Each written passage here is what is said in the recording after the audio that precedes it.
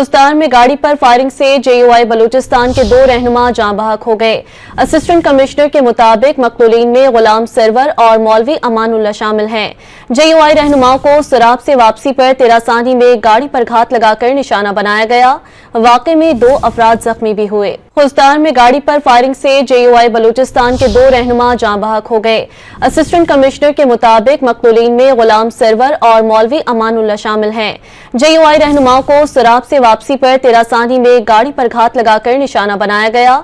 वाक़े में 2 अफराद जख्मी भी हुए। खुजदार में गाड़ी पर फायरिंग से JUI बलूचिस्तान के 2 रहनुमा जाँ बहक हो गए। असिस्टेंट कमिश्नर के मुताबिक मकतूलीन में गुलाम सरवर और मौलवी अमानुल्लाह शामिल हैं।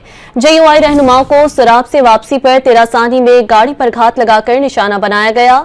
वाक़े में 2 अफराद जख्मी भी हुए। खुजदार में गाड़ी पर फायरिंग से JUI बलूचिस्तान के 2 रहनुमा जाँ बहक हो गए। असिस्टेंट कमिश्नर के मुताबिक मकतूलीन में गुलाम सरवर और मौलवी अमानुल्लाह शामिल हैं। JUI रहनुमाओं को सराब से वापसी पर तेरासानी में गाड़ी पर घात लगाकर निशाना बनाया गया।